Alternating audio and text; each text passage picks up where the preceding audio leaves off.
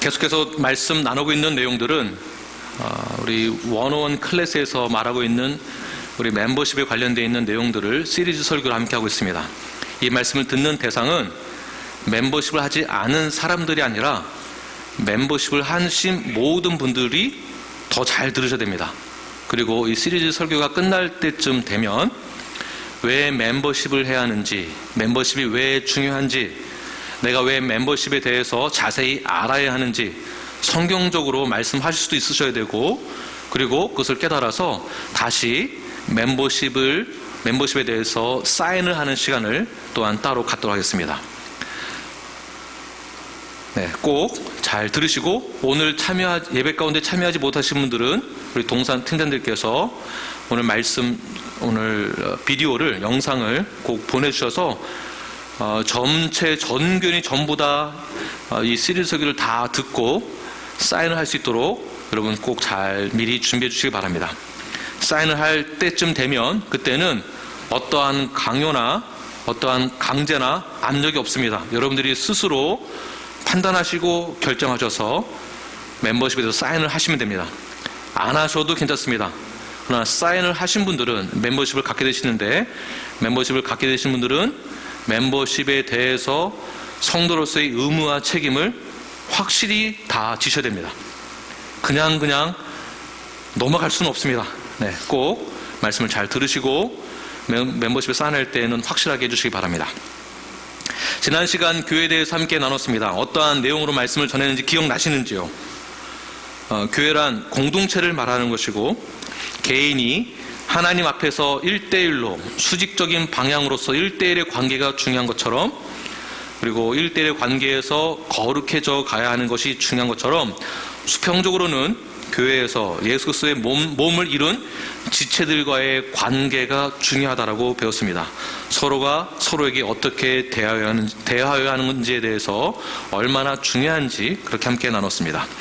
예수님이 교회를 위해서 헌신하신 것처럼 저들도 베드로의 신앙 고백에 따라 신앙 고백을 한 저희 모두는, 예수님을 영접한 저희들 모두는 섬김과 헌신이 있어야 된다고 함께 나누었습니다. 이 말을 다른 뜻으로 새롭게 표현을 해본다면, 서로가 서로에게 헌신과 섬김을 다하여서 예수 그리스도의 몸된 교회를 이뤄나가며 하나님의 나라를 위하여서 헌신하고 섬기는 것을 사역으로 잘 하기 위해서는 서로가 서로에게 보호막이 되어야 한다는 것입니다. 다시 말해서 서로를 보호를 해줘야 한다는 것입니다. 사도 바울이 교회를 외부로부터 보호하기 위하여서 편지를 쓰면서 여러 가지 내용들을 교리적으로 성경적으로 풀어서 설명을 하고 권면했던 것을 볼 수가 있습니다. 교회 안에서 이렇게 해야 된다라고 강력하게 성경적으로 증거하는 것을 볼 수 있었습니다. 사도 바울이 쓴 성경의 모든 그 내용들 거의 대부분이 바로 교회에게 향한 메시지입니다. 그렇다면 무엇으로부터 교회를 보호해야 하며 무엇으로부터 성도를 보호해야 할까요? 먼저는 교회에 들어오는 외부의 적인 이단 사상으로부터 교회를 보호해야 된다라고 사도 바울이 말하고 있습니다. 잘못된 사상, 잘못된 가르침을 분별해야 된다. 즉, 목사는 성도들에게 정확한 말씀, 성경적인 내용을, 교리를 잘 가르쳐서 잘 치리하고 잘 양육하여서 교회를 보호하고 성도를 보호해야 될 책임이 목사에게 있고, 성도들은 스스로를 보호하면서 성도들을 함께 보호하기 위하여 말씀을 잘 배우고 말씀에 따라서 가르침에 따라 순종을 하고 말씀대로 실천하는 것이 교회가 가져야 될, 성도가 가져야 될 자세이다라는 것입니다. 두 번째는 무엇으로부터 교회를 보호해야 하는가? 바로 죄의 문제에서부터 성도들을 보호해야 한다는 것입니다. 죄를 지었기 때문에 너는 우리와 함께 할 수 없어 라는 것이 아니라, 그렇다고 해서 그냥 그 죄를 덮어두고 넘어가자, 좋은 게 좋은 거지 하고 모른 척하고 넘어갈 수 없다라는 것입니다. 그럼 어떻게 되겠습니까? 죄로부터 보호하기 위해서는 성경적으로 무엇이 죄인지를 알려줘야 한다는 것이에요. 알려줘야 됩니다. 계속해서 죄를 범하지 않도록 그리고 회개 가운데로 회개할 수 있도록 계속해서 안내를 해줘야 되는 것이에요. 이런 것이 성도를 죄로부터 보호해 주는 것입니다. 오늘 우리 환영하고 인사할 때 일어나서 악수도 안 하고 허구도 안 했습니다. 왜 안 했겠습니까? 전염병으로부터 우리 성도를 보호하기 위해서 안 하는 것이죠. 그렇다면 교회도 죄로부터 보호하기 위해서는 성도가 성도에게 어떻게 해야 하는지에 대해서 분명하게 알고, 그리고 죄로부터 보호하기 위해서 회개할 수 있도록 안내를 해줘야 한다는 것입니다. 그렇다고 해서 회개로 안내해주는 성도는 죄가 없는가? 그렇지 않죠. 우리 모두 다 죄인이었습니다. 여전히 습관으로 인한 죄를 짓고 있습니다. 그렇다고 해서 죄가 있는 사람이 죄 있는 사람한테 너가 회개해야 돼 라고 말한다고 해서 너가 뭔데 나한테 그렇게 라고 말할 수도 없고, 그리고 나는 죄가 없다라고 생각을 하고 죄 있는 자에게 너가 회개해야 돼, 너가 잘못했어, 나는 괜찮은 사람이야, 나는 멀쩡한 사람이야, 나는 아무런 문제가 없는 사람이야 라고 교만한 자세를 가져도 안 된다는 것입니다. 교회 전체가 말씀을 통하여서 예수님이 우리의 모든 죄를 사하여 주신 것처럼 저희들도 동일하게 그 은혜에 감사하는 마음으로 죄를 범하는 성도가 있을 때에는 회개로 인도하는 역할을 성경적으로 해야 한다는 것이에요. 만약에 나는 아무런 문제가 없는 사람이야, 나는 죄가 없어 라고 하는 사람이 권면을 하고 치료를 한다면 오히려 더 큰 문제가 발생됩니다. 교만의 영이 더 들어가게 되고 문제가 되죠. 그래서 성경대로, 성경의 말씀에 있는 대로 성경대로 고면하는 것이에요. 성경대로 고면을 하니까 내가 회개로 인다는 것이 아니라 누가 조명해 주시는 것이겠습니까? 성령님이 조명해 주시도록 성령님께 내어드리는 것, 맡기는 것이죠. 성령님이 인도할 수 있도록, 성령님이 깨닫게 하시고, 성령님이 가이드해 주시고, 성령님이 상담자가 되어 주시고, 그렇게 해서 성령님께 우리가 모든 것을 맡기며 성경대로 안내를 해주는 역할을 저희들이 해야 한다는 것입니다. 이것이 바로 성도가 성도를 가이드 역할을 해주게 되는 것이고, 그리고 어떻게 해야 하는지에 대해서 교회가 성도에게 디렉션 역할을 해주는 것이에요. 이것을 목사가 가르치는 것이 저의 역할이고, 성도는 그것을 따르는 것이 성도의 의무이고 역할입니다. 그렇다면 우리는 성도로서, 교회로서 어떻게 이것을 처리해 나가야 하는가, 무엇을 해야 되는가? 첫 번째는 성경의 권위를 우리는 인정을 해야 하는 것이 첫 번째로 있어야 됩니다. 성경의 권위를 인정해야 됩니다. 우리 함께 선포하겠습니다. 성경의 권위를 인정하라. 성경의 권위를 인정하라. 베드로가 신앙 고백했던 것을 여러분 잘 아실 것입니다. 저희들도 동일하게 베드로의 신앙 고백처럼 동일하게 그 신앙 고백을 하고 예수님을 영접하였습니다. 예수님을 영접했다라는 것은 복음을 알게 되었고, 나의 죄에 대해서 알게 되었고, 내가 회개하게 되었고, 나의 인생의 주인은 내가 아니라 누구가 되겠습니까? 예수 그리스도이심을 고백한 자가 신앙 고백을 한 믿음의 자녀가 되는 것입니다. 이러한 사람들은 그 신앙 고백 안에 들어가 있는 그 뜻이 무엇이냐면, 나는 성경의 권위를 인정하겠습니다, 나는 성경의 권위에 따라서 순종하겠습니다 라는 그 의미가 그 신앙 고백 안에 포함되어 있는 것입니다. 디모데후서 3장 16절 말씀을 함께 읽겠습니다. 시작. 모든 성경은 하나님의 감동으로 된 것으로 교훈과 책망과 바르게 함과 의로 교육하기에 유익하니. 하나님의 말씀은 우리에게 유익하다라고 했습니다. 유익한 것입니다. 믿으십니까? 네. 가장 유익한 것이에요. 그 어떠한 것도 이 성경의 권위를 넘어설 수 없습니다. 이 오직 성경만이 우리에게 가장 유익한 하나입니다. 모든 성경은 하나님의 감동으로 되었다라고 말씀하고 있습니다. 무슨 말이냐면 하나님의 입에서부터 나왔다라는 뜻이에요. 누가 말을 해가지고 구전으로 이어져서 쭉쭉 내려오는 어떠한 누가 그렇게 말을 하더라가 아니라 오늘 이 성경은, 이 말씀은 하나님이 나에게 말씀해 주신다라는 것이에요. 이것을 하나님의 감동으로 되었다라는 뜻입니다. 간접적으로 말하는 것이 아니고 하나님이 누군가를 통해서 말하는 것도 아니고 하나님이 우리 아빠를 통해서 우리 자녀를 통해서 말하는 것도 아니고 하나님이 직접 나에게 말씀을 하신다라는 거예요. 하나님의 입에서부터 직접 나에게 명령하신다라는 것이에요. 저희는 성경의 권위를 인정한다라고 한다면, 예수님을 영접한 사람이다라고 한다면, 구원에 확신이 있는 사람이다라고 한다면, 우리는 하나님의 말씀에, 하나님의 그 명령에 우리는 순종을 해야 됩니다. 믿으십니까? 이것은 선택사항이 아니라 절대적으로 순종으로 받아야 하는 것입니다. 왜냐하면 직접적으로 하나님이 나에게 말씀해 주신 것이기 때문에 그렇습니다. 그러므로 우리는 성경에서 무엇을 말하고 있는지를 정확히 알아야 하고 확인해야 하는 것이에요. 성경에서 말하는 것에 따라서 순종해야 되기 때문에 성경이 무엇을 말하고 있는지를 정확히 아는 것이 중요합니다. 그래서 목사의 직책이 이런 역할을 감당하는 직책이 있는 것입니다.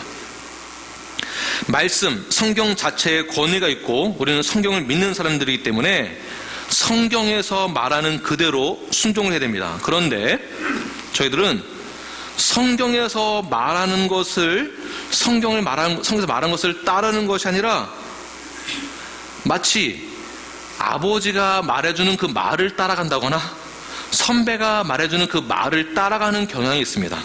왜 그러냐면 이 선배가 말하는 것이 굉장히 일리가 있어 보이고 굉장히 이성적이고 논리적이기 때문에, 그렇게 느끼기 때문에 따라가는 경우가 많습니다.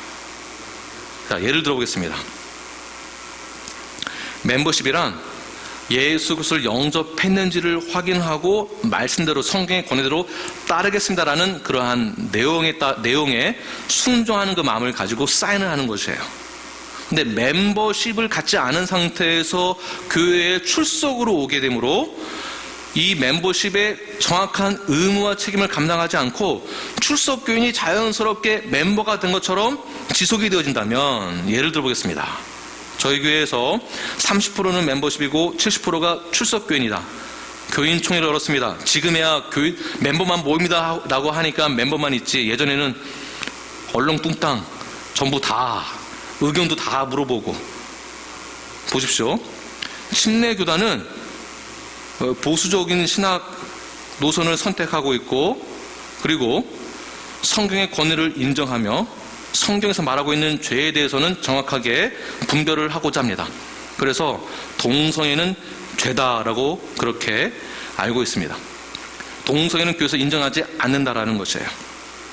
그런데 세상 사람들이 말을 하기를, 그리고 교회에 있는 출석교인들이 말하기를 굉장히 논리적이고 인간은 평등하다라고 주장을 하고 굉장히 설득력이 있습니다. 교인총을 열어서 우리 모두 다 평등합니다.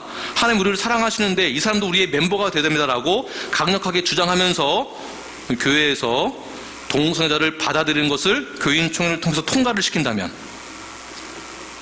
어떻게 될까요? 자연스럽게 문제는 발생되는 거죠.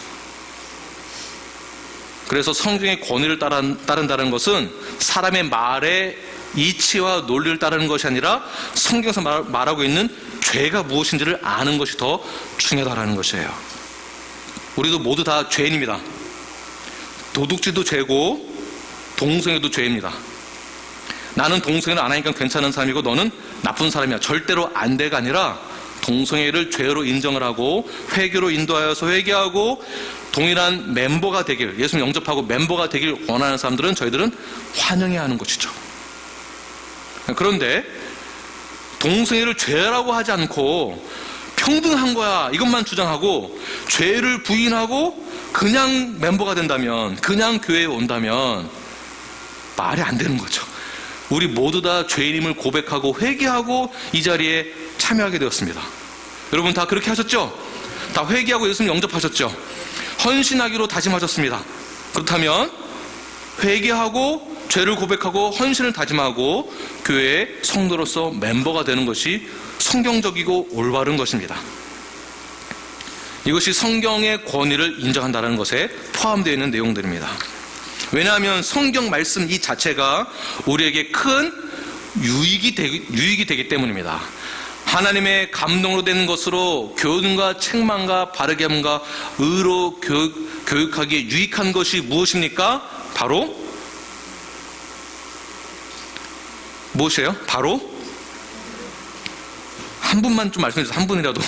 바로 성경이죠.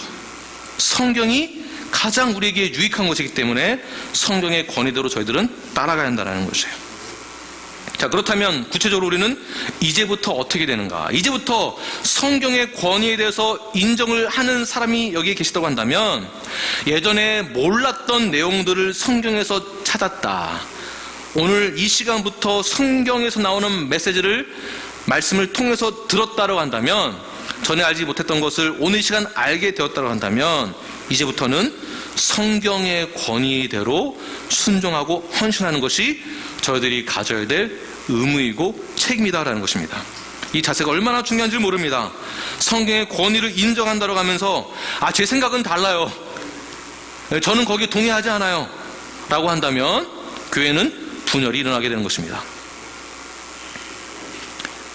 주중에 UMC, United Methodist Church에서 미국 감리교단입니다. 미국 감리교단은 동성애를 인정하는 교단입니다. 그런데 동성애 인정하는 그 교단이 반으로 갈라졌어요. 뭘로 갈라졌냐면 동성애를 인정하는 파와 인정하지 않는 파. 그래서 교단이 둘로 이제 나눠지게 되었습니다. 어떻게 보면 잘된 것일 수도 있어요. 분별할 수 있는 성경을 따르고자 하는 무리들이 생겼다라는 것입니다. 저희 교회에서는 어떻게 될까요? 저희 교회에서는 성경의 권위를 인정하는 분들이 모였다고 한다면 침례교단에서 말하고 있는, 그리고 여러분들이 생각하고 있는 성경의 원리가 무엇인지를 깨달아서 죄는 죄라고 선포해야 하며 그 죄를 회개로 인도하도록 하는 것이 저희들이 가져야 될 자세입니다. 성경에서 말하는 대로 따르고 순종하는 것이 저희들에게 있어서 가장 중요한 성경의 진리가 무엇인지를 깨달은 자들이 할 수 있는 말들입니다. 오늘 본문 23절을 보아도 이렇게 말씀하고 있습니다. 약속하신 이는 미쁘시니라고 말씀하고 있습니다. 성경을 다 한번 보세요. 약속하신 이는 미쁘시니. 약속하신 이가 누구를 말하는 것일까요? 바로 하나님입니다. 하나님은, 즉 성경은, 말씀은, 즉 하나님은 믿을 만한 분이다라는 것이에요. 믿을 만한 분이다. 가장 신실하신 하나님, 거짓이 없으신 하나님, 끝까지 그 약속을 지키시는 믿을 수 있는 분 오직 한 분 하나님. 이 세상에서 믿을 수 있는 사람 있습니까? 나는 이 사람은 절대적으로 100% 다 믿겠다, 믿을 수 있다. 나는 제 남편 100% 믿어요. 나는 내 와이프 100% 믿어요. 사람을 믿습니까? 인간은 믿을 만한 대상이 절대로 아닙니다. 오직 믿을 만한 대상은 하나님 한 분밖에 없습니다. 그 하나님이 미쁘시다라는 거예요. 미쁘시다. 굉장히 이렇게 faithful하다라는 것이죠. 그 믿을 만한 하나님이 우리에게 직접 말씀하시나라는 거예요. 그 말씀이 나에게 떨어졌습니다. 그럼 우리는 어떻게 되겠습니까? 그 즉시 순종하는 것이죠. 즉시 순종할 수 있도록 옆에서 권면하는 것이 성도의 책임이고, 멤버십이란 하나님 말씀이 떨어지면 내가 즉시 순종하겠다라는 그러한 내용을 가지고 결단하는 것에 대해서 저들이 사인하는 거예요. 이것이 멤버십이에요. 우리는 그 즉시 성경의 권위를 인정하여 순종을 해야 됩니다. 그런데 네, 순종할게요 라고 말은 하면서 지식으로만 담아두고 귀로만 듣고 말로만 순종할게요 라고 말하고서는 실제로는 우리의 삶이 변화가 없는 모습을 발견하게 되면 저들은 무엇을 점검해 보아야 하는 것일까요? 성경의 권위를 인정하고 있는지를 확인을 해봐야 됩니다. 여기에는 체면이 중요하지 않습니다. 여기에는 전통이 중요한 것이 아닙니다. 하나님의 말씀이 아니다라고 한다면 아닌 것이에요. 여기는 체면이 중요한 것이 아니에요. 그저 우리는 순종하면 되는 것입니다. 성경 말씀을 믿고 순종하고 헌신하는 것이 우리는 하나님이 약속하신 미쁘신 하나님이신 것을 우리가 믿음으로 선포하는 것과 같은 것입니다. 오늘 본문에서 이렇게 고백하는 성도의 자세에 대해서 이야기를 하고 있는데 24절과 25절의 본문 내용들을 보게 되면 서로를 돌아보고 사랑과 선행을 하고 격려하고 모이기를 피하는 어떤 사람들의 습관과 같이 하지 말라라고 이야기를 하고 있습니다. 즉, 이 내용은 어디에서 실천할 수 있는 것이겠습니까? 이러한 내용은 집에서 하는 게 아니고, 집에서도 당연히 해야 되지만 교회에서 하는 말들이겠죠. 교회에서 서로를 돌아보고 사랑과 선행을 하고 격려하는 것, 즉 교회의 일원이 된 사람이다라고 한다면, 멤버십이 되신 분들은 성도로서의 의무와 책임이 있는데, 그 책임이 무엇이냐면 성경의 권위에 따라 순종하겠습니다라고 한 그 내용이 바로 오늘 본문이죠. 서로 돌아보는 것. 자, 주중에 내가 성도들을 서로 돌아보고 사랑하고 선행을 하고 격려하였다라고 하시는 분 계신가요? 많이 계신 줄 저는 믿습니다. 네. 모이기를 피하는 어떤 사람들 습관과 같이 하지 말고 어떻게 해야 됩니까? 어떻게 됩니까? 원서 형제님, 그 다음에? 네, 그날이 가까운 것을 알 수 있도록, 네, 계속 권하여. 무슨 말이겠습니까? 그날이 가까우는 것을, 그날 교회에서 가장 중요한 것이 무엇이냐면, 성도의 의무와 책임, 멤버십이 있는 분들은 서로를 돌아보는 것, 교제가 굉장히 중요하다는 것이고, 사랑을 하는 것, 선행을 하는 것 굉장히 중요하다는 것입니다. 격려하는 것, 이것이 성도가 가져야 될 의무와 책임이다라는 것이에요. 그런데 만약에 출석교인만 많아지면은요, 이러한 교제가 없게 되겠죠. 그래서 멤버가 되어져서 의무와 책임을 내가 다 감당하겠습니다, 그대로 따르겠습니다 라고 해서 동산 모임을 하는 거예요. 그래서 동산 사역을 하고, 제가 그렇게 서로를 격려하겠습니다, 사랑하겠습니다. 교회 안에서 이러한 사랑의 선행이 계속해서 격려하고 위로하고 사랑하고 용서하는 이런 마음들이 계속 커져 나아가면, 이것이 흘러가서 발목에 차고 무릎에 차고 허리에 차고 목까지 차고 다 덮어버리는 거예요. 흘러가는 거예요. 이거는 내가 하는 것이 아니라, 내가 분위기를 조성해서 하는 것도 아니고, 내 힘으로 하는 것도 아니고, 성령의 흐름대로, 영적인 흐름대로, 말씀대로 쫙 흘러넘치는 거예요. 교회 안에서 이게 흘러가는 거예요. 어디로 흘러가야 되겠습니까? 가정으로 흘러가고, 사업장으로 흘러가고, 친구들에게도 흘러가는 거예요. 친구들에게도. 이웃을 내 몸과 같이 사랑하라. 그 이웃이라고 말을 하니까 그 이웃이 꼭 멀리 있는 이웃처럼 느껴집니다. 한국에 있는 먼 이웃 나라도 이웃이라고 합니다.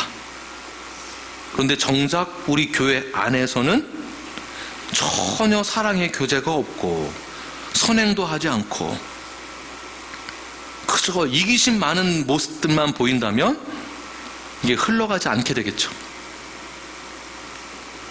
우리가 옛사람에서 새 생명을 얻은 사람이다라고 한다면, 구원받은 사람이다라고 한다면, 중생하였고 born again 하였고 거듭났다라고 한다면, 우리는 어떻게 살아가야 되겠습니까?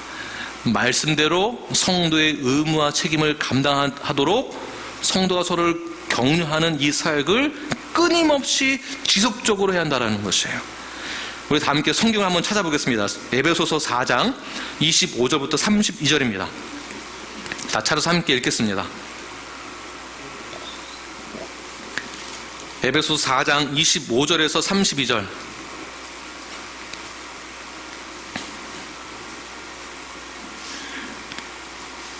지금도 어떻게 되냐면, 성경을 찾고 있지 않는 성도였으면 보여드리거나 찾도록 도와드리거나, 우리 학생들도, 우리 게리도, 게리, what's supposed to do that now? 에베소 4장 25절부터 32절 제가 먼저 읽고 교독하겠습니다. 그런즉 거짓을 버리고 각각 그 이웃과 더불어 참된 것을 말하라. 이는 우리가 서로 지체가 됨이라. 네, 여기까지 한번 보십시오. 우리가 서로 지체가 됨이라. 예수 그리스도의 몸을 이룬 우리 지체, 즉 교회의 멤버가 된다는 것은 그냥 예배만 드리기 위하여 출석하고 내가 예배 드리는 것으로 만족하고 끝나는 것이 아니라 교회의 멤버가 된다는 것은 한 몸을 이루겠습니다 라는 뜻이에요. 예수 그리스도의 몸을 내가 이루겠습니다. 이것을 지체라고 하는 것이에요. 누군가는 눈, 코, 입, 오장, 육부 전부 다, 누군가는 발가락, 발, 손, 누군가는 그 역할을 하도록 한 몸을 이루는 것에 대해서 내가 언약을 맺는 거예요. 구약에서는 이것을 커버넌트라고 얘기를 하고 있습니다. 구약에서는 언약이에요. 언약. 예수님과 한 몸을 이루겠습니다. 그 지체가 된 사람들은 거짓을 버리고 각각 그 이웃과 더불어 참된 것을 말하라. 어디에서요? 교회 안에서. 우리 지체 안에서. 우리. 자, 26절 읽겠습니다. 시작.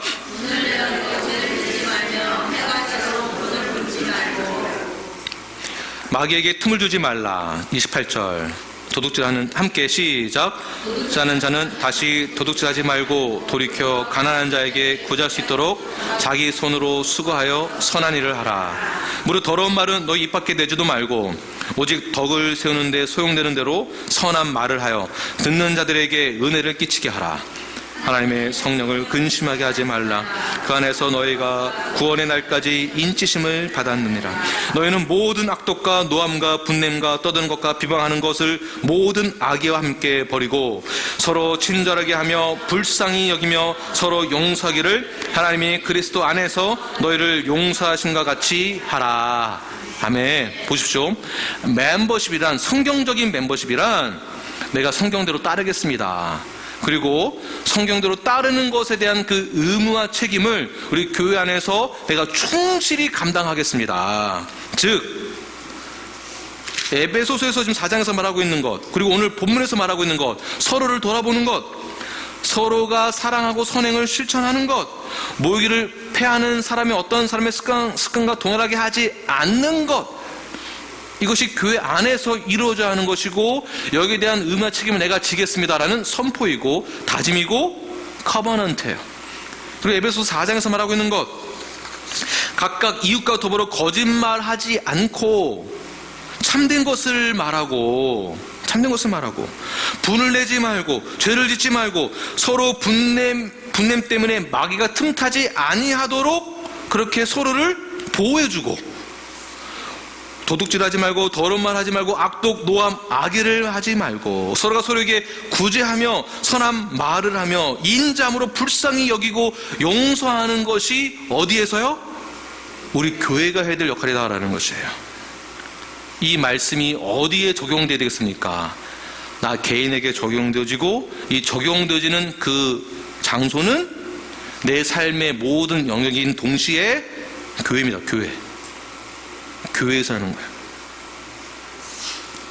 하나님은 나 개인의 영적인 생활, 하나님과 나와의 1대1의 관계를 굉장히 중요시 여기는 동시에 마찬가지로 예수님이 내 교회를 세우겠다라고 하신 우리 교회, 뉴라이프 교회, 이 지역 교회인 우리 뉴라이프 교회도 서로가 서로에게 어떻게 대하여야 하는지에 대해서 하나님이 주의 깊게 보고 계신다라는 거예요.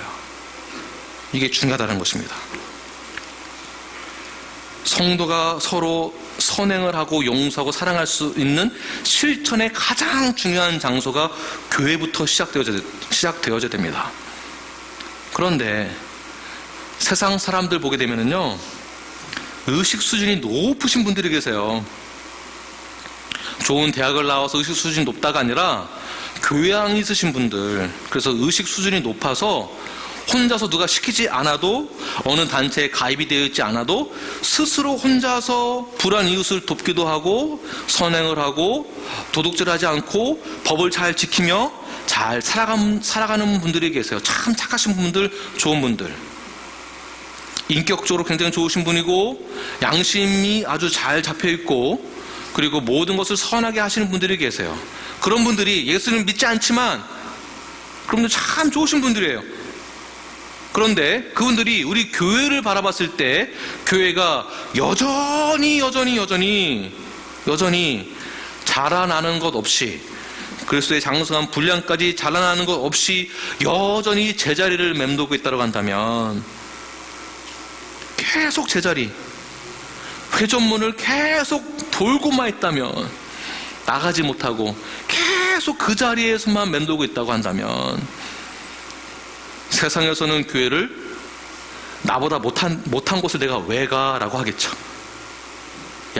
교회가 양심도 없고 교회가 죄를 여전히 저지르고 있고 그렇다고 치리도 안 하고 고치는 것도 없고 이걸 뭐라고 말합니까? 양심불량. 그러므로 모든 신자들은 교회의 일원이 되고 소속이 되어야 하는 것이에요. 지역교회 모두가 다 속해야 한다는 뜻이에요. 떠돌아다니는 것이 아니라 즉 한 몸을 이루는 것에 대해서 커버넌트라는 커버넌트. 교회 안에 들어와서 멤버가 되어 내가 확실히 성화를 이루어 나가는 것에 대해서 서로 도움을 주기도 하고 받기도 하고 그렇게 서로를 격려하며 확인을 시켜주는 작업을 그 안에서 해야 한다는 것입니다. 그리고 교회 안에서 지도를 받아야 됩니다. 가르침을 받아야 됩니다. 말씀을 배우고 성도가 서로 교제하는 방법 또한 배워야 하는 것이에요. 이것이 교회입니다. 그런데 저희 교회에 20년 동안 지내면서 겪는 또 다른 문제가 무엇이냐면 지난번도 말씀드렸지만 다시 한번 또 말씀드리겠습니다.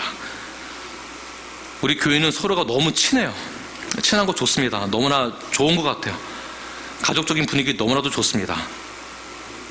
그런데 새로 오신 분들은 저희 교회에 그 문을 뚫고 들어가기가 너무 힘이 들어요. 우리끼리만 아는 대화를 하면은요 절대로 그 틈바구니 속으로 들어갈 수가 없습니다. 멤버가 된 여러분들은 새로 오신 분들이 우리 교회 멤버가 되도록 노력을 하셔야 돼요. 노력하지 않고 나만 잘하면 되지 한다는 것은 굉장히 이기적인 것이에요. 멤버가 되도록 계속해서 권면을 하고 마음의 문을 열어서 참여할 수 있도록 동참할 수 있도록 환영을 해야 됩니다. 그래서 말하는 것도 좀 다르게 대화의 내용도 다르게 하셔야 돼요. 또 다른 문제는 너무나 친하니까 서로 말을 함부로 하는 경향들이 있습니다. 특히 이런 문제는 부부 사이에서 많이 발생됩니다. 또는 같은 형제, 자매끼리도 많이 발생됩니다. 내 동생이니까 내 형이니까 친형이니까 말을 함부로 하게 되죠. 아주 그냥 나쁜 말도 너무나 쉽게 합니다. 그러나 제 3자가 봤을 때는요 무서워서 그 틈바구니 속에 못 들어갑니다. 우리끼리는 괜찮아요. 우리 서로 알고 지낸 지가 30년 40년인데 무슨 말 해도 저는 절대 오해하지 않아요. 두 분 관계는 괜찮아요. 아무도 의심하지 않아요. 그러나 3자가 봤을 때는요 여기 교회가 맞나? 저 사람 구원받은 사람 맞나? 정말 신자의 교회가 맞나? 자라나야 됩니다. 자라나는 것에 대해서 제가 교회 멤버가 되겠습니다라고 사인하시는 거예요. 또 다른 말은 제가 성경 공부나 제자 훈련을 통해서 말씀을 통해서 제가 따르고 배우고 말씀대로 순종하겠습니다라는 것에 대해서 커버넌트 언약하신 거예요. 선서하신 거예요. 그리고 사인하시는 거예요. 그런데 어떤 분들은 저는 다 알아요. 안 해도 돼요. 라든가 저는 나중에 할게요. 라든가 여기에 대한 헌신이 없이는 한 몸을 이루기가 너무나 힘이 듭니다. 헌신한다는 것은 교회에서 봉사할게요. 봉사하는 것에 헌신할게요. 라는 것 뿐만이 아니라 저의 모든 삶 가운데에서 시간을 내어드리겠습니다. 말씀 묵상하겠습니다. 성경대로 따라가겠습니다. 라는 것에 대해서 헌신하는 겁니다. 담임 목사로서의 의무와 책임은 무엇이냐면 예배를 인도하는 것과 설교하는 것도 있지만 동시에 성도를 돌보는 것, 가르치는 것, 격려하는 것, 때로는 권면하고 치료하는 것이 저의 역할이고 저의 의무이고 저의 책임이에요.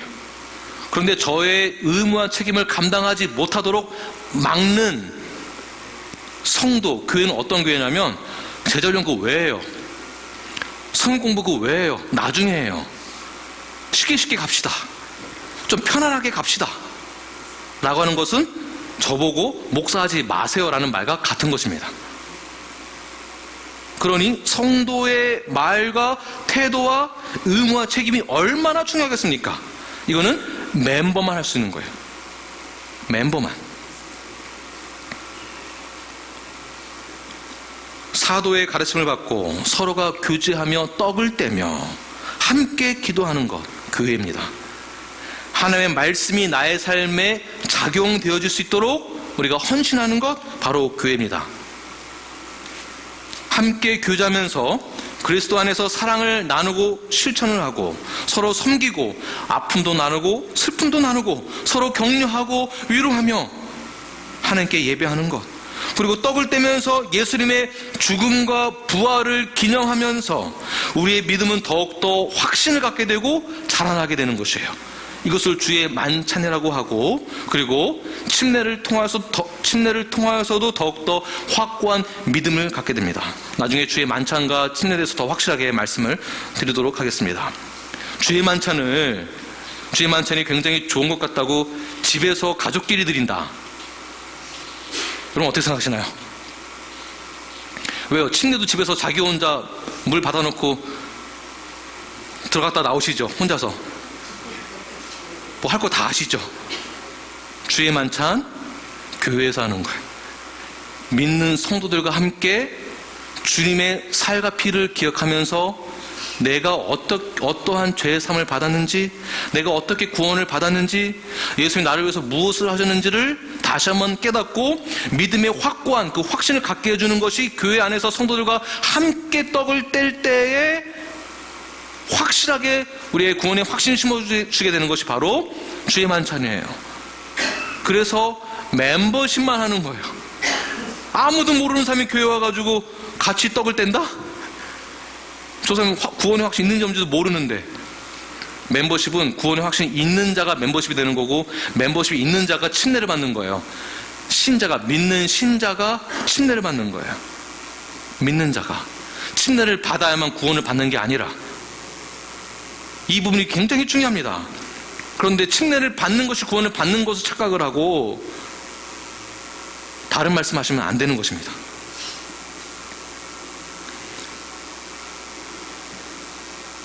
우리는 예수님의 몸 지체로 부름을 받았습니다. 뉴라이프 교회라는 이름으로 모이게 되었습니다. 그래서 교회는 성도들이 함께 모여서 각자의 사역을 감당하시는 거예요. 누군가는 섬기는 사역으로 한 몸을 이루는 것이고, 누군가는 봉사하는 것으로 한 몸을 이루는 것이고, 누군가는 가르치는 사역을 통해서 한 몸을 이루는 것이고, 누군가는 중보하면서, 누군가는 권면하면서, 누군가는 가르치며 사랑을 실천하며 그 사역을 통해서 각자가 받은 그 은사를 가지고 건강한 몸을 이루어 나가는 것이 바로 교회입니다. 그렇게 그 교회는, 우리 몸은 자라나는 거예요. 건강. 우리 아이들이 자라나는 것처럼. 근데 자라나는데 어떤 아이들은 병들면서 나이가 들면서 자라나는 아이들이 있고, 어떤 아이들은 정말 건강하게 잘 자라는 아이들이 있습니다. 다시 말해서 나이를 어떻게 먹느냐가 중요한 거예요. 또 나이를 어떻게 먹고 있는가, 나는 신앙생활을 어떻게 하고 있는가. 섬기는 것, 헌신하는 것이 각자의 자리에서 해야 될 성도의 의무이고 책임입니다. 이것은 선택사항이 아니라 이것은 필수입니다. 이때 우리는 교회 안에서 섬김과 헌신의 사역을 감당할 때 견고한 믿음을 갖게 됩니다. 더 성숙해집니다. 영적인 성숙을 경험하게 됩니다. 자라나게 됩니다. 이것을 그리스도의 장성한 분량까지 자라난다라고 표현을 하게 되는 것입니다. 그러므로 모든 성도는 지역교회에 소속이 되어야 되고, 떠돌아다니시면 절대로 안 돼요. 떠돌아다닐 수 없습니다. 지역교회에 소속이 되고, 지역교회인 뉴라이프 교회는 모든 성도들이 멤버가 되어져야 됩니다. 구성원이 되고 이것을 멤버십이라고 말하는 것이에요. 멤버십이 그만큼 중요합니다.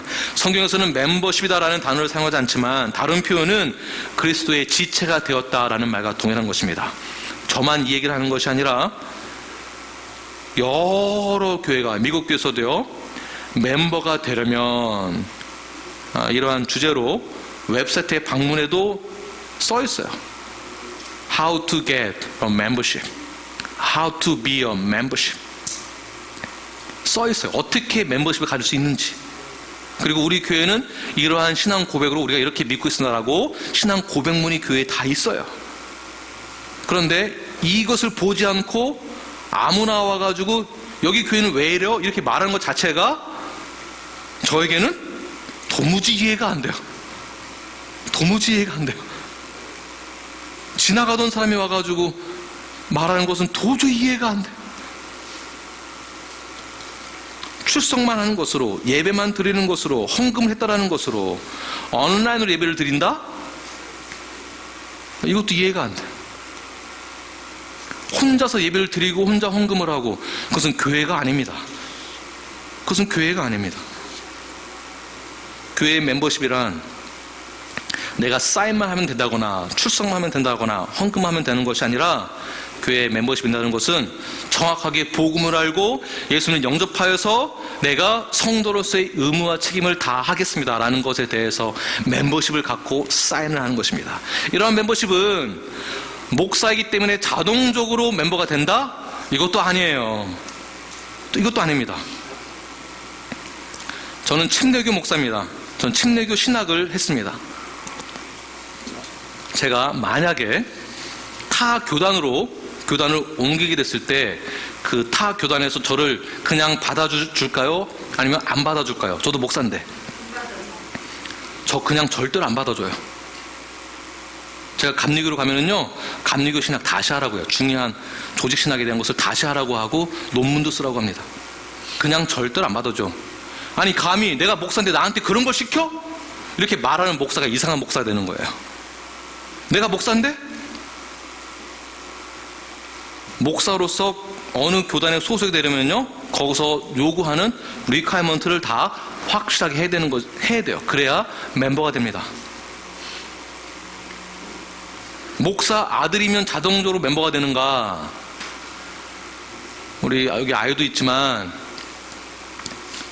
우리 아이들이 우리 멤버인가요? 우리 아이들이요? 우리 꼬맹이 아이들, 아직 신앙 고백하지 않고 침대도 안 받은 아이들, 우리 멤버인가요? 아닌가요? 한번 말씀해 보세요.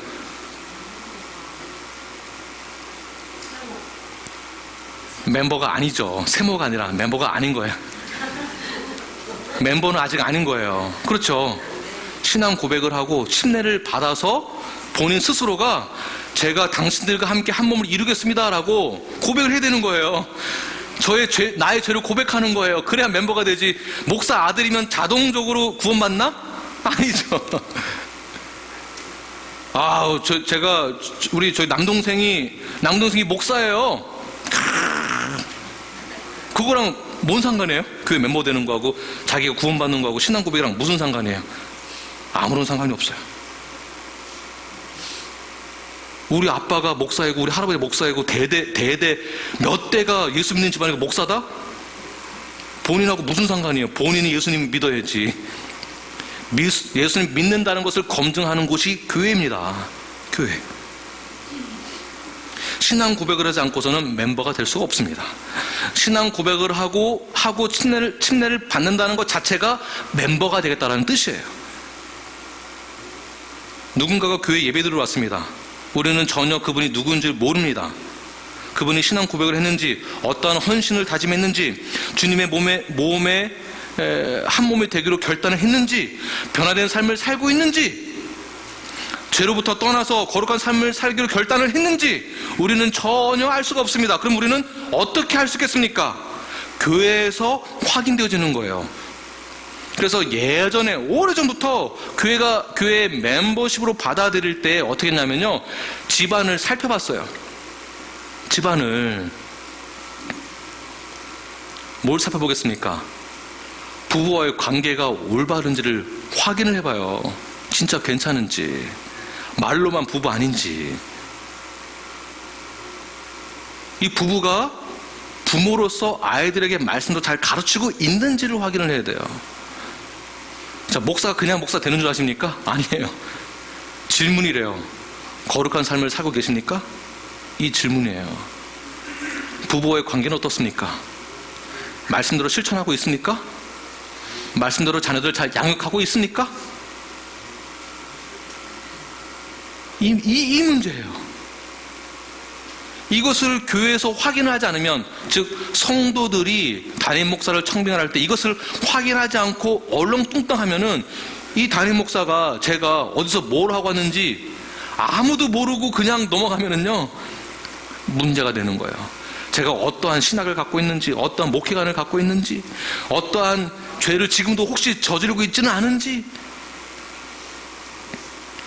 이런 것을 교회에서 확인하지 않고 받아들이게 되면은 목사는 여전히 이단적인 사상을 가르친다든지, 또는 다른 교회에서 사고치고 여기로 와서 보란듯이 또 하고, 여전히 바람피고, 걸리면은 다른 교회 가서 또 목회하고, 여전히 목회 보란듯이 하다가 걸리면 나가서 다른 데 또 가고, 쉽게 할 수 있어요. 그래서 멤버십이 중요한 거예요. 멤버십. 다른 타교단에서 오신 장로님이 침례교단에 와서 나 장로라고, 나 장로 왜 안 세워주냐고, 장로라고 부르라고, 장로라고 안 부르면은 교회 나갈 거라고, 나갈 때 그냥 안 나가시죠? 어떻게 나갑니까? 몇 명 데리고 나가거나, 김 목사 욕하고 나가거나, 모든 거 다 저한테 다 뒤집어 씌운다거나, 분열을 일으켜서 나가지 그냥 나가겠습니까? 그래서 멤버십이 중요한 거예요. 어떻게 왔는지, 진짜 장로가 맞는지, 진짜 구원받은 사람이 맞는지. 다시 바꿔서 얘기를 하면, 성경은 누가 멤버가 되어야 하는지에 대해서 정확하게 말하고 있습니다. 누가 멤버가 되어야 하는지에 대해서. 사도행전 2장 41절 말씀 함께 읽겠습니다. 시작. 그 말을 받은 사람들은 침례를 받음에 이날의 신도의 수가 3,000이나 더하더라. 그 말을 받은 사람, 즉 복음을 듣고 예수님을 영접한 사람이 침례를 받았다는 것이에요. 즉 성도가 복음을 듣고 예수를 믿는 사람이 성도라는 뜻이에요. 침례를 그리고 받는 것이고. 사도행전 2장 47절에서 멤버가 된 사람들은 이렇게 하고 있습니다. 시작. 하나님을 찬미하며 또 온 백성에게 칭송을 받으니 주께서 구원받는 사람을 날마다 더하게 하시느니라. 자, 부흥의 가장 중요한 요소가 있습니다. 자, 부흥은 목사가 잘생겼다, 목사가 말을 참 잘한다, 교회가 참 세련됐다, 프로그램이 많다, 그러니까 기준이 아니라 교회의 부흥은 하나님을 찬미하며, 즉 예수님 영접한 사람들이 침례를 받고 온전히 교회의 한 몸을 이루어 나아가면서 동일한 목소리로 한마음 한뜻으로 하나님을 찬미할 때 이 멤버들이 하나님을 찬미하는 거예요. 멤버가 된 사람들은 하나님을 찬미하는 사람들입니다. 구원받은 사람들이에요. 하나님을 찬미하는 사람들, 구원받은 사람들은 구원의 완성이 진행되고 있는 사람들을 말하고 있는 것이에요. 다시 한번 말씀드리겠습니다. 회개를 하고 예수님의 이름으로 영접하고 구원을 받은 사람들은 구원의 완성을 위해서 달려가는 사람들이에요. 이러한 사람들은 교회의 멤버가 되고 성도가 됐다고 해서 아직은 완전하지 않다라는 것이에요. 그렇다고 해서 멤버가 되면 나는 완전한 사람이다 라고 말할 수가 없다라는 것이에요. 성도라고 해서 구원을 완전히 지금 이룬 것이 아니라 달려가고 있는 것이, 구원의 완성을 향하여서 이것을 성화라고 말을 합니다. 그리스도의 장성한 분량까지 자라나고 있는 것. 아직은 불완전하지만 계속 자라나고 있는 그 모임이 어디겠습니까? 교회. 내가 자라나겠습니다라고 선포하는 것이 멤버십이에요. 우리 옆 사람이 자라날 수 있도록 돕겠습니다, 내가 여기에 헌신하겠습니다라고 사인하신 분이 멤버예요. 도와주는 거예요. 자라나도록.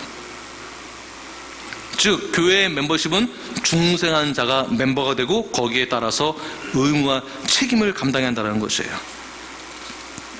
아직은 완전하지 않지만 헌신을 고백하고 결단한 사람들의 모임이 교회입니다. 사도행전 4장 4절 말씀 함께 읽겠습니다. 4장 4절 없나요?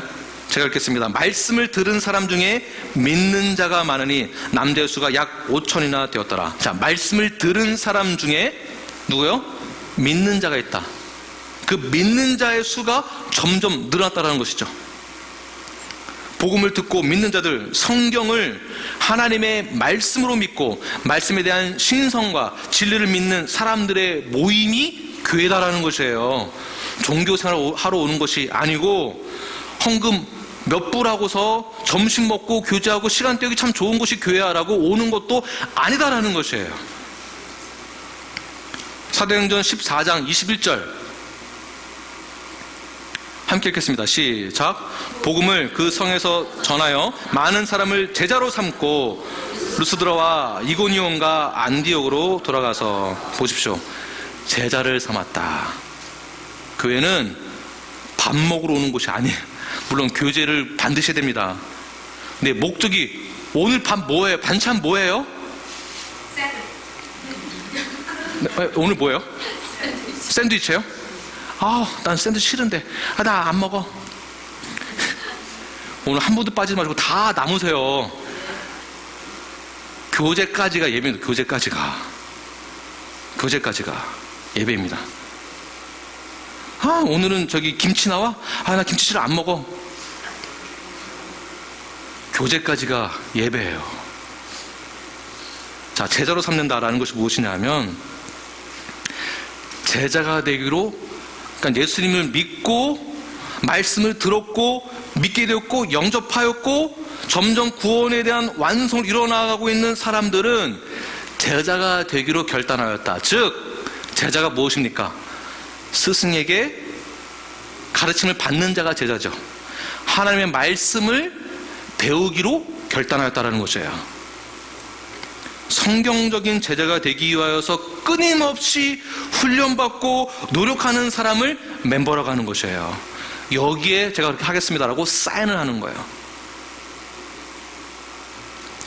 이럴 때는 아멘 하시는 거예요. 아무도 안 하시네요. 이거 하라니까 아무도 안 하시네요.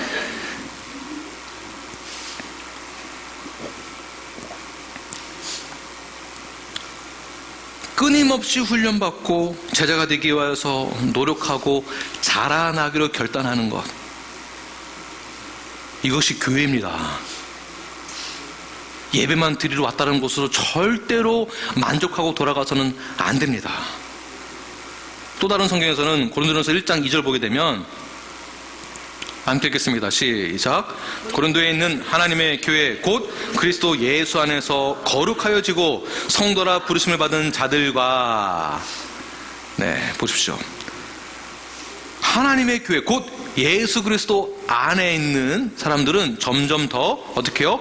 거룩하여지고 성도라 부르심을 받은 자들과 함께 거룩해져 가는 것, 제자들을 말하는 것이겠죠. 제자들 점점 거룩해져 간다. 칭의를 받고 그 다음에 성화가 되어져 가는 것, Sanctification by faith. 점점 거룩해져 가는 것이 점점 한 번 구원받은 것은 영원합니다. 맞습니다. 그 다음은 자라나야죠. 자라나야 한다는 것이에요.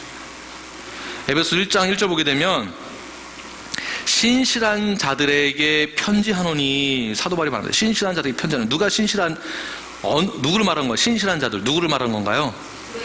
에베소 교회들 말한 거죠. 신실한 자들, 우리 모두 다가 신실한 자들이라는 것이에요. 자, 신실하다. 자, 내 스스로가 나는 참 신실하다. 한번 손 들어보세요.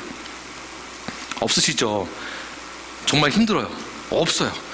신실하게 되어져 가는 거지 신실하지가 않아요. 그러나 우리는 구원받은 것이 맞습니다. 지금 무슨 말이냐면 때로는 우리가 아직 인간적인 죄성이 여전히 남아있어서 갑자기 욱해가지고 화를 낼 때가 있어요. 악한 생각을 할 때가 있습니다. 인간적인 모습, 죄인의 모습, 세상의 모습, 분노, 화, 잠시 구원받지 못한 인간의 모습이 잠깐 나오기도 해요. 인정하시죠? 나는 욱 안 한다. 한번 손 들어보세요. 나는 완전히 죄하고는 멀어져 있다. 한번 손 들어보세요. 그러나 우리는 여전히 구원의 완성을 향하여서 달려가고 있는 신실한 하나님의 자녀들. 이러한 하나님의 자녀들은요, 신실한 자녀들은 구원받지 못한 사람처럼 잠깐 정신이 나갈 수도 있지만, 잠깐 정신이 나갔다라고 해서 너 딱 걸렸어 이리 와 해가지고 너 나가, 너는 우리 교회 멤버가 아니야, 이럴 수 없다라는 것이에요. 그럼 어떻게 되겠습니까? 잠깐 정신이 나갔으면 어떻게 나간 거를 다시 돌아오게 사랑과 격려로 말씀대로 계속해서 순례자의 길을 걸어갈 수 있도록 계속해서. 자, 성경대로 하세요. 그러니까 칼같이 딱 이렇게. 이건 율법주의죠. 마태복음 18장 15절부터 19절까지의 내용은 치리를 이렇게 하라는 내용이에요. 첫 번째 이렇게 하라, 저렇게 하라, 이렇게 딱. 근데 요것만 보면은 딱 걸렸어 이리 와 이렇게 하게 되는 거예요. 그 전 구절을 봐야지. 한 마리의 잃어버린 양, 100마리 중에 99마리를 두고 한 마리가 잠깐 나가면 가서 어떻게 하라고요? 찾아가지고, 누가복음에서는 어깨에 목자가 메고 데리고 와서 즐거워했다, 기뻐했다, 이 한 마리. 그러니까 이 말씀 7위는 넌 끝이야, 이 말을 하기 위해서 하는 것이 아니라 무엇입니까? 한 마리의 양을, 목적은 한 마리의 양을 어떻게 해요? 얻기 위해서예요. 얻기 위해서. 그래서 우리가 잠깐 구원받지 못하는 사람처럼 행동할 수 있으나, 그러나 잠깐이에요. 마음대로 하라는 뜻이 절대로 아니에요. 잠깐이에요. 전체적인 저들의 삶의 상태는 신실해야 됩니다. 아멘 하십시오. 지금까지 50% 이상 내가 자꾸 왔다 갔다 한다고 한다면은 회개하시고 점점 더 신실해지도록 스스로가 하나님 앞에 나아가고, 그 다음에는 교회 안에서 검증이 되어져야 되는 거예요. 잘 보시면은요, 교제할 때 우리의 영적 상태가 다 드러납니다. 교제할 때 부부간에 어떻게 말을 하는지 다 드러나죠. 부부간에 어떻게 말하는지 제3자 보면 다 드러나. 저 부부의 관계가 저렇구나, 다 드러납니다. 그러면은 누구한테 검증을 받고 누구한테 확인을 받아야 되겠습니까? 교제권 안에서 다 검증이 되는 거예요. 증상이 나왔죠. 그러면은 누군가가 자매님, 남편에게 성경에서 이렇게 말을 하잖아요, 그럼 우리가 이렇게 하면 좋겠어요 라고 권면할 때, 그것을 성경에서 이렇게 말을 하고 있구나 라고 성령의 권위에 순종하는 거지, 너가 먼저 나한테 그렇게 해! 이 말 하기도 힘들어요. 너나 잘해! 너는 한 번도 그렇게 하는데 못 봤어. 너나 잘해! 멤버십에 사인했다는 것은 성도가 그렇게 권면을 해줄 때, 네, 그 말씀대로 제가 받겠습니다 라는 것에 대한 사인이에요. 그래서 서로가 확인을 시켜주는 거예요. 이 사람이 없으면 나는 안 돼요. 성화를 이룰 수 있는 가장 중요한 곳이 어디겠습니까? 교회이고, 교회에서의 성도와의 교제예요. 거룩한 교회, 예수로서의 몸낸 그 교회. 그래서 제가 커피 한잔 하시죠, 제 사무실로 오세요 라든가 말을 하면은요, 마음의 준비를 하시고 악한 마음이 들어가지 않도록, 사탄의 마음이 들어가지 않도록 미리 기도를 하세요. 악한 마음 들어가지 않도록. 우리는 중생한 자들입니다. 중생한 자들이 교회 멤버가 되었습니다. 이 사실에 대해서 정확히 아시고 성도로서의 의무와 목적을 가지고 그렇게 책임을 다하시는 저와 여러분이 되길 간절히 축원합니다.